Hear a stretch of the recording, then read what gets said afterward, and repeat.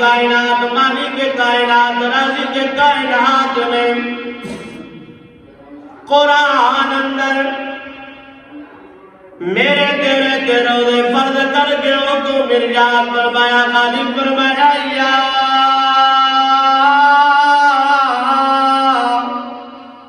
ایھا الذین آمنوا کتب علیکم الصیام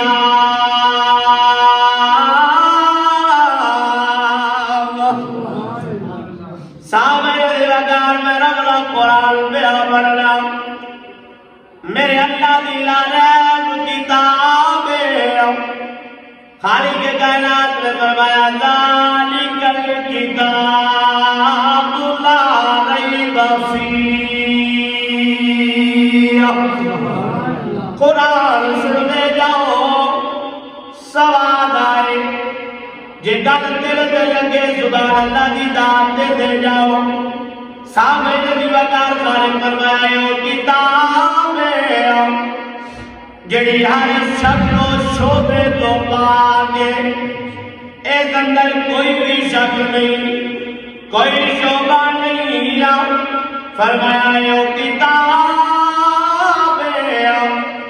خالق فرمایا اِنَّا نَحْنُ نَزَّلْنَا الذِّكْرَ وَإِنَّا لَهُ لَحَافِظُونَ بولو یار بولو چپ کر کے نہیں کہنا تاکہ پتہ چلے اسی قرآن میں سننے تے قرآن سن کے اسی اللہ دی حمد بیان کرنے سبحان اللہ ماشاء اللہ کیا بات ہے قرآن دے اللہ نے اس قرآن میں شان دیا غالب فرمایا اِنَّا نَحْنُ نَزَّلْنَا الذِّكْرَ وَإِنَّا لَهُ لَحَافِظُونَ سامنے دی وقار اپنے گھراں وچ جا کے ویکھو تواڈے بچے سکول دیا کتاباں پڑھدے نے اج جمعے تو بعد جا کے دیکھ لویو جا کے تک لویو جڑیاں کتاباں پچھلے سال بچے نوں کلاس اندر پڑھائیاں گئیاں اوہی جماعت ہوے گی لیکن اگلے سال مضمون بدل گیا اگلے سال مضمون تبدیل ہو گیا بلکہ سامنے لگا میرا ایک دوست ٹیچر بازار ڈیرہ غازی خان کے اندر میری بات چیت ہوئی کہنے لگا نظام کی وسیع اگے تے سالہ بعد مضمون چینج ہوتے ہیں اور تے ہر مہینے مضمون چینج ہو جاتا ہے ہر مہینے کتاب چینج ہر مہینے مضمون چینج ہاں جی جا کے اپنی گھر دیا کتاباں میں کیوں جڑے تھوڑے بال پڑھ رہے ہیں ہر مہینے مضمون چینج کتاب